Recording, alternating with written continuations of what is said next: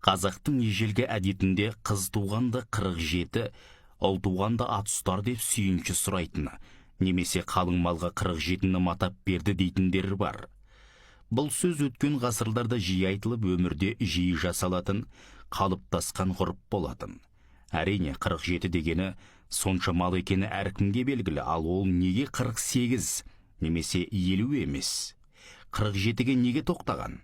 Демек, бұл жай ғана 47 емес, өзіндік мән мағынасы сыры бар 47 болғаны.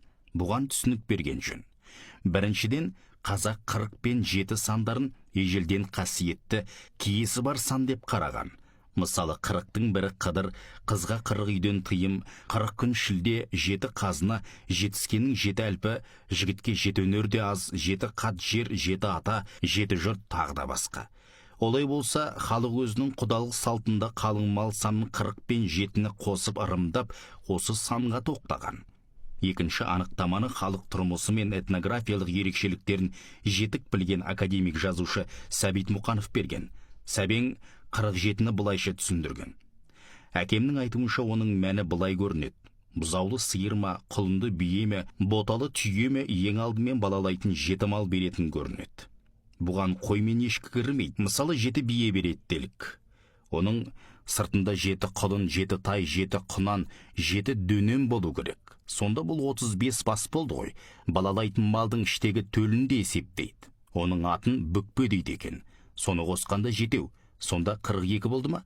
Бұған қосылатын малдар құда болуға уәделескенде күйеудің әкесі қыздың әкесінде уәдеміз шегедей мықты болсын деп шеге ат мінгізеді. Бұл бір. Екінші, құда түсуге келгенде қыздың әкесіне мініп ат береді. Үшінші, жеке ту бие дегені болады. Онысы қыздың әкесі үйіне ұзату той жасағанда сойыстыққа алатыны болу керек. Төртінші, түсат дегені болады. Онысы күйеу қайнатасының үйіне алғаш барып түскенде беретін айыбы болу керек. Бесінші, өлтір дейтін болатын көрінеді. Мұнысы қыздың үйіне күйеу жағы әкелетін ең алғашқы дәстүрлі кәде, құдайы мал. Қыздың үйі бұл қойды сойып, туған туыстарын, ауылдастарын шақырып, бір жапырақ етіне шейін, бір қасық сорпасына шейін таратып береді, терісінде біреуге береді. Бұл малды тірі күнінде де, сойылғанда да ұзатылатын қызға көрсетпейді. Қызға еті түгілі сорпасынан да татырмайды. Мал сойылып, еті мен сорпасын жұрт ішіп жеп тарағанша қызды оңаша бір үйге отырғызып қояды.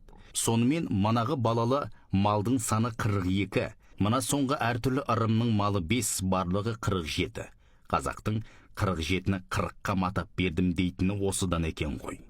Қалың мал салтындағы 47-нің жұмбағы осындай ағайын. Мәлімет қазақ халқының тұрмысы мен мәдениеті кітабынан алынды.